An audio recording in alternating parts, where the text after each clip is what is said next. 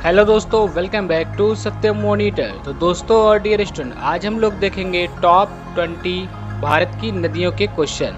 तो वीडियो में आगे बढ़ने से पहले वीडियो को लाइक और चैनल को दोस्तों सब्सक्राइब कर दीजिए, क्योंकि आपके ये ऑल कॉम्पिटिटिव एग्जाम में पूछे जाते हैं। आपका पहला क्वेश्चन है कि हिमालय पार की नदियाँ हैं। तो दोस्तों हिमालय पार की इनमें से कौन सी नदियाँ हैं? आपका ऑप्शन है सतलज सिंधु गंगा, या ब्रह्मपुत्र सिंधु सतलज, या ब्रह्मपुत्र सिंधु गंगा, या ब्रह्मपुत्र सतलज गंगा। तो आपका जो दोस्तों राइट आंसर होगा वो होगा ऑप्शन बी, ब्रह्मपुत्र सिंधु और सतलज। ऑप्शन बी आपका करेक्ट आंसर। का अगला प्रश्न है कि निम्नलिखित में से नदियों की लंबाई का सही अवरोही क्रम कौन सा है? तो नदियों की लंबाई के हिसाब से दोस्तों आपको नदियों का अवरोही क्रम बताना है। तो आपका जो करेक्ट आंसर होगा वो होगा ऑप्शन ए, ब्रह्मपुत्र गंगा गोदावरी नर्मदा। तो सबसे पहले आपकी ब्रह्मपुत्र आएगी जो सबसे बड़ी है, उसके बाद गंगा है, उसके बाद गोदावरी और लास्ट में आपकी नर्मदा। ये दोस्तों आपके ऑल कॉम्पिटिटिव एग्जाम में क्वेश्चन पूछे जाएंगे। अगर किसी भी क्वेश्चन का आपको दोस्तों आंसर पता हो तो कमेंट बॉक्स में आप जरूर टाइप करें। आपका अगला प्रश्न है कि भारत की वहत्तम नदी कौन है? तो वहत्तम जो नदी है दोस्तों भारत की वह कौन सी है? तो वो है दोस्तों गंगा। तो ऑप्शन डी आपका करेक्ट आंसर होगा। आपका अगला क्वेश्चन है कि गंगा नदी को बांग्लादेश में किस नाम से जाना जाता है? ये बहुत ही इंपॉर्टेंट क्वेश्चन है दोस्तों कि गंगा नदी को बांग्लादेश में किस नाम से जाना जाता है। तो गंगा नदी को बांग्लादेश में दोस्तों पद्मा नाम से जाना जाता है। तो ऑप्शन ए आपका करेक्ट आंसर होगा। अगला प्रश्न है आपका कि गंगा एवं ब्रह्मपुत्र की संयुक्त जलधारा किस नाम से जानी जाती है? तो गंगा एवं ब्रह्मपुत्र की जो संयुक्त जलधारा है दोस्तों वो किस नाम से जानी जाती है? अगर आपको इसका आंसर पता है तो कमेंट बॉक्स में जरूर टाइप कीजिएगा। तो वो मेघना नाम से जानी जाती है। तो आपका सही आंसर क्या होगा? ऑप्शन सी, मेघना।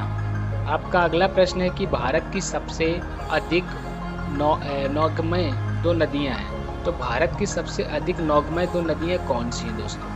आंसर आप कमेंट बॉक्स में भी लिखा कीजिए। कमेंट बॉक्स में लिखने से मैं जैसे हर वीडियो में कहता हूं कि आपको अपनी स्ट्रेंथ का पता चलता है।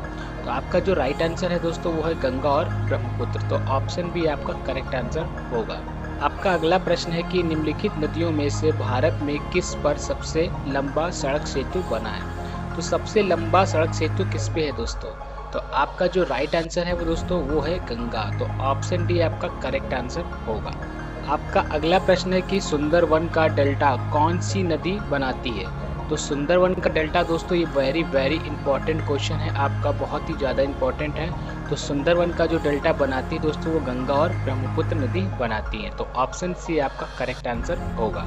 अगला आपका प्रश्न है कि गंगा और ब्रह्मपुत्र नदियों का उद्गम स्थान क्रमशः स्थित है। तो उद्गम स्थान कहाँ पे स्थित है गंगा और ब्रह्मपुत्र नदियों का? तो दोस्तों वो उत्तराखंड और तथा तिब्बत में स्थित है। तो ऑप्शन डी आपका करेक्ट आंसर होगा। अगला प्रश्न है कि निम्नलिखित में से कौन सी नदी का उद्गम भारत में नहीं है? तो उद्गम जो है भारत में नहीं होता, वो कौन सी नदी है दोस्तों? तो वो जो नदी है दोस्तों वो है ब्रह्मपुत्र। तो ऑप्शन सी आपका करेक्ट आंसर होगा। आपका अगला प्रश्न है कि तिब्बत में बहने वाली नदी सांगपो निम्नलिखित में से किससे होकर भारत में प्रवेश करती है? तो दोस्तों जो सांगपो नदी है वो भारत में किस राज्य से होकर प्रवेश करती है? तो आपका सही आंसर है अरुणाचल प्रदेश। तो ऑप्शन सी आपका करेक्ट आंसर होगा। आपका अगला प्रश्न है कि सिंधु नदी की लंबाई उतनी ही है जितनी कि ब्रह्मपुत्र की, यह लंबाई कितनी है? तो दोस्तों सिंधु नदी की लंबाई और ब्रह्मपुत्र की नदी की लंबाई सेम ही है। तो आपका जो राइट आंसर होगा वो होगा 2900 किलोमीटर। तो ऑप्शन बी आपका सही आंसर होगा। आपका अगला प्रश्न है कि तिब्बत में मानसरोवर झील के पास किस नदी का उद्गम स्रोत स्थित है? तो सिंधु नदी का है, या सतलज का, या ब्रह्मपुत्र का, या ये सभी, यानी कि इनमें से सभी। तो आपका जो दोस्तों राइट आंसर होगा वो होगा ऑप्शन डी, इनमें से सभी। आपका अगला प्रश्न है कि विश्व का सबसे बड़ा नदी द्वीप जामुली का निर्माण करने वाली नदी है। तो जामुली का निर्माण करने वाली कौन सी नदी है दोस्तों? तो आपका जो राइट आंसर होगा दोस्तों वो होगा ऑप्शन डी, ब्रह्मपुत्र। ब्रह्मपुत्र ने नदी द्वीप जामुली का निर्माण किया है। तो ऑप्शन डी आपका करेक्ट आंसर है।